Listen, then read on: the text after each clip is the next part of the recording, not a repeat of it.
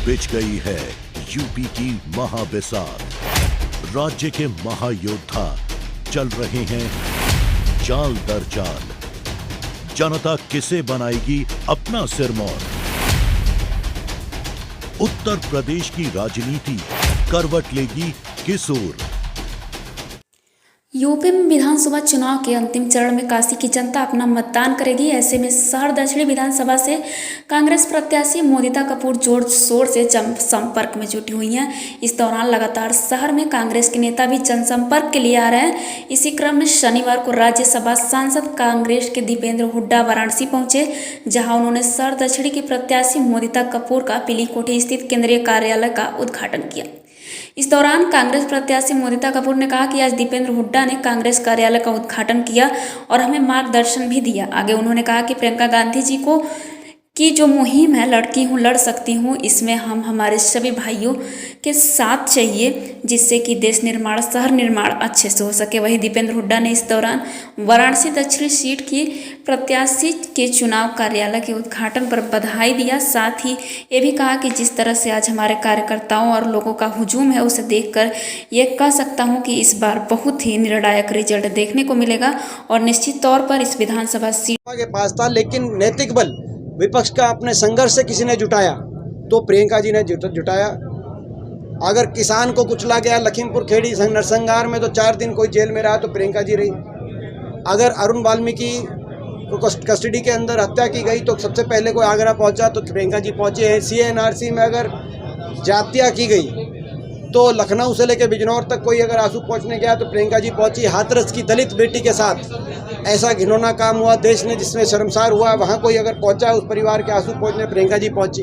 उन्नाव की बात हो या कोई भी वर्ग हो, जब किसान को गन्ने पेमेंट की बात आई हो, चाहे वो मजदूर पे उसके रोजगार को लेके बात आई हो, या युवाओं को जो बेरोजगार युवा थे उन युवाओं के साथ जिस प्रकार का बर्ताव किया गया, तो युवाओं के साथ खड़े होकर उनकी आवाज़ उठाने की बात हो। प्रियंका जी ने एक संघर्ष किया उत्तर प्रदेश में और लोगों के दिलों में एक जगह बनाई है, और जिससे हमारा विश्वास है कि एक मजबूत प्रदर्शन, एक बहुत अच्छा प्रदर्शन कांग्रेस पार्टी का रहेगा। बदलाव उत्तर प्रदेश में प्रियंका जी के संघर्ष से ही बदलाव का वातावरण बना, बदलाव होगा निश्चित तौर से, और उस बदलाव में निर्णायक भूमिका कांग्रेस पार्टी की रहेगी। सर, प्रियंका गांधी जी इस बार 40% महिलाओं को सीट दे रही हैं, तो इससे कांग्रेस को कितनी ताकत मिलेगी? इससे एक बड़ा संदेश है, ये भी लड़कियों लड़ सकती हूँ।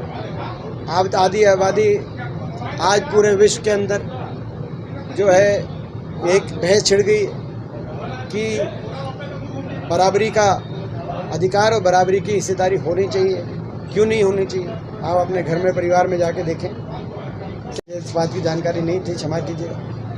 पर देश की आज़ादी के बाद पहली बार एक महिला प्रत्याशी यहाँ से उतरी, तो मैं इस अवसर पर महिलाओं से तो मैं अलग से अपील क्या करूँ, तो इस बात को, इस भावना को समझेंगे ही हमारी प्रत्याशी। मैं दक्षिण बनारस के सारे पुरुषों से अपील करना चाहूँगा अपनी ओर से कि एक मौका अपनी बहन, अपनी बेटी आपको भी देना चाहिए। मैं सारे पुरुषों से विशेष तौर से ये मैं अपील करना चाहूँगा।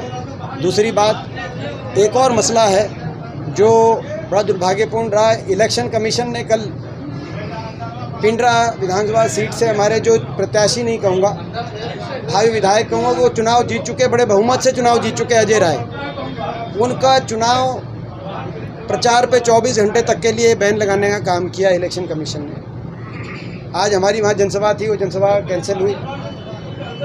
मैं आप लोग के माध्यम से कहना तो इलेक्शन कमीशन को अपने साख बचाने की आवश्यकता है। देश में एक ऐसा इंप्रेशन पड़ गया लोगों में, एक ऐसी भावना लोगों में बन गई कि इलेक्शन कमीशन सरकार, सत्ता दल के दबाव में काम करता है। इस भावना को किस प्रकार से ना पनपने दिया जाए, ये इलेक्शन कमीशन को देखना चाहिए और इस तरह के फैसलों से बचना चाहिए। क्योंकि असली तो बैन लगना चाहिए, क्योंकि जो अजय राय जी ने जो बात रखी थी, जो पैकेट, राशन के पैकेट बांटे जा रहे थे, जिन पैकेट्स पे नमक और बाकी जो सारी राशन के पैकेट बांटे जा रहे थे, जिस पैकेट पे फ़ोटो लगी हुई थी किसकी, मोदी जी की और योगी जी, क्या वो उसकी स्वीकृति इलेक्शन कमीशन ने दी? असली बैन तो वहाँ लगना चाहिए। क्या भाजपा सरकारी राशन के पैकेट पे मोदी जी और योगी जी की फ़ोटो लगा के इलेक्शन के बीच में बांटने का काम करेगी? क्या ये इस देश के इलेक्शन की आचार संहिता का जो है नई कोई आचार संहिता आई है, इसकी हमें जानकारी नहीं है। और अगर ये नहीं है तो प्रतिबंध वहाँ लगना चाहिए था।